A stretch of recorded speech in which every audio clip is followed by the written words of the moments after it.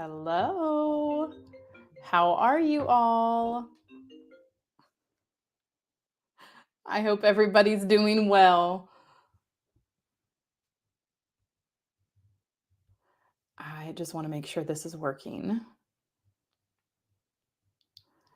I hope that you have had a fantastic Thursday. Want to make sure, like I said, I'm just making sure this is working. There it is. All right. Hi. Like I said, I hope y'all are doing well, that you have had a great week so far, and that you are, if you're like me and you have spring break coming soon, I know that so many of the students that I work with are ready for that break, and a lot of other people are too. Um, just ready to rejuvenate, relax, and then be able to get back into the swing of things. So, if you joined me yesterday, you know that I shared about some topics for our juniors to focus on. And I want to talk today about what our current high school sophomores should be able to focus on. Because as we go into your students, they are getting ready to end their sophomore year and go into that junior year. I want to share just a little bit about kind of what the focus should be, where they can spend some of their time, and to be able to help you all as parents know where you can focus your time and make sure that you are the best prepared. So, one of the same things that I talked about yesterday is just staying on top of their work, whether that be making sure that they are studying for tests, that they are preparing, that they're not getting into that end of the year slump where, you know what, it's fine, I'll just let this project go, I'll let this assignment go, and then all of a sudden you start to see a dip in the grades. And this is not an uncommon thing. So we definitely see this happen with students. We want to make sure that no matter what, they really are on top of the work that they are doing, and that they aren't just kind of slacking off and say, oh, we'll get to it. Spring break's coming. It's not going to matter if I turn that in now or later or whatever it might be.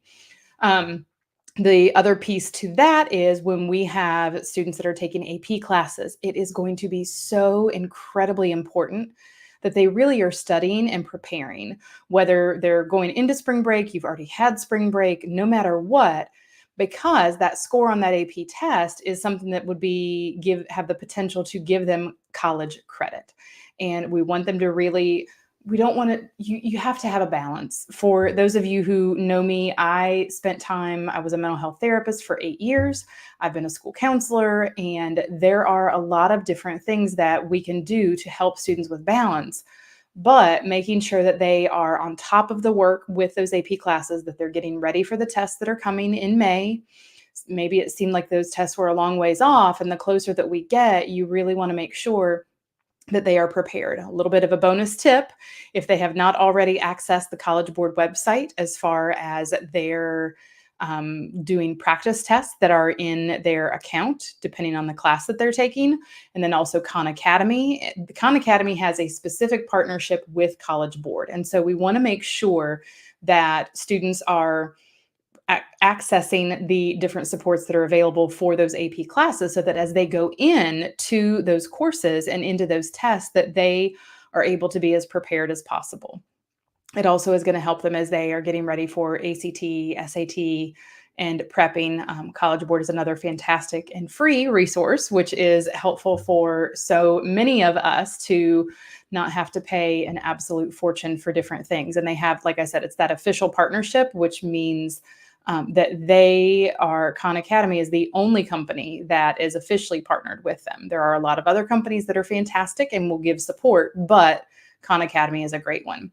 So that's the first thing, just making sure we're staying on top of work, really preparing for tests, getting ready for those AP offerings that are going to be coming later on. Now, the second thing that I want to talk about is course consideration for junior year.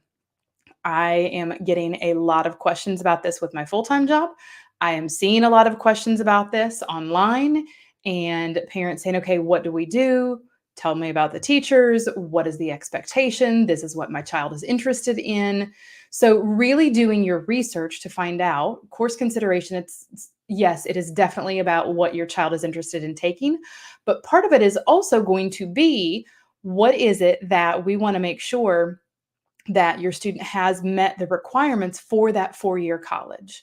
And that it's not something where they're going to be so overloaded with all of the challenging courses or just the super easy classes, because that junior year, that's going to be the last opportunity that students have to bring up their GPA and to impact that before transcripts are sent in the fall of senior year. Now, colleges can absolutely and do request transcripts in mid-year senior year, either after the semester, whether you are on year-long classes or semester-long classes.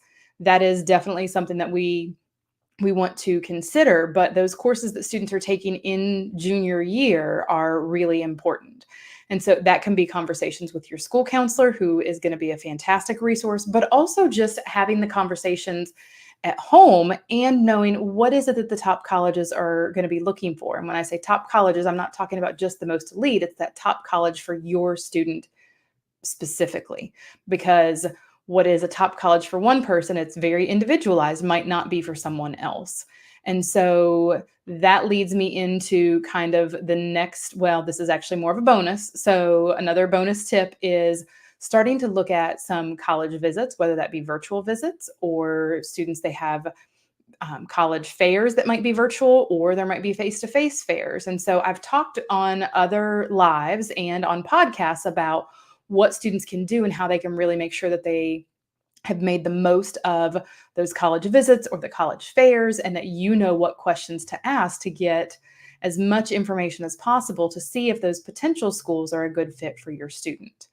So the last thing that I want to talk about, and before I do that, I will say, if you all have questions, if you're not sure where to focus your time, how to focus your time, please send me a message.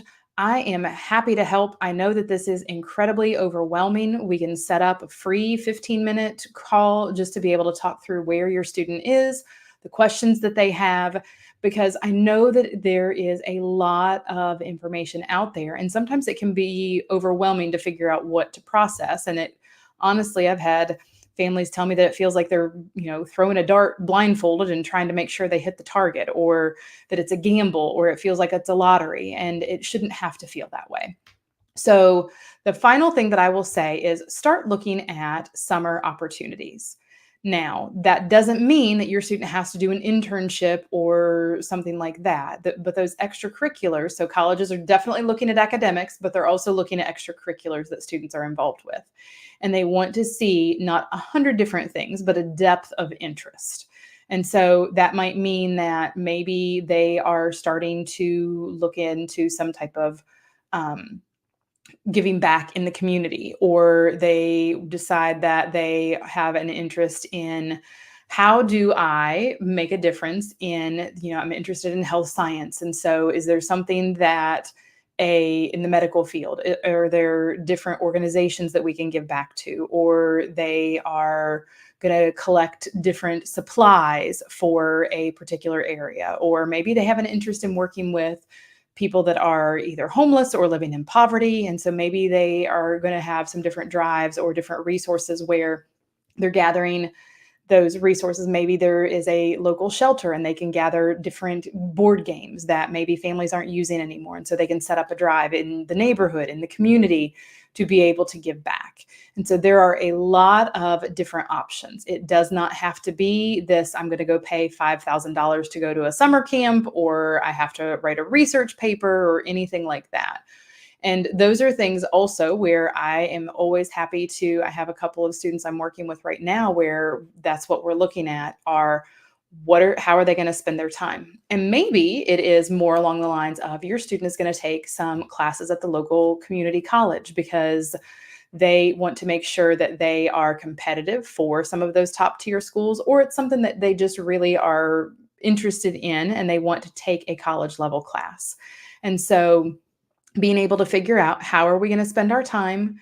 I don't want that to be something that you super stress over. Again, if you want to set up a time to talk through particular options or what students could look at doing to help make sure that they are really set up for success as they start applying to colleges, please send me a message. And you can just say sophomore year and send me a message on Facebook or Instagram. It's at Confused to College Ready. or you can send me an email. It's admin@confusedtoready.com, and just send me a message and say, hey, can we just set up a quick time to chat? I would love to learn a little bit more and be able to help my student. Or ask me your questions in an email and I will be happy to help. I hope that this is helpful for our sophomores. So let's kind of recap. We are going to make sure that with our sophomores that they are staying on top of their work, they're getting ready for tests, particularly AP, or if your student is taking IB level classes, that is a big thing. Really making sure that they have thought about the classes that they are going to take in their junior year. Looking at our bonus tip was looking at those college visits or potential college fairs. And then the final thing is looking at some of those potential summer opportunities or extracurricular activities to make sure that they are involved in now in high school. So I hope that that was helpful. I hope you all also have a fantastic rest of your day. And we will talk with you soon. There will be more to come for the parents of freshmen and even some information for 8th grade families about how to focus your time this summer in preparing for high school. Have a great evening. Bye.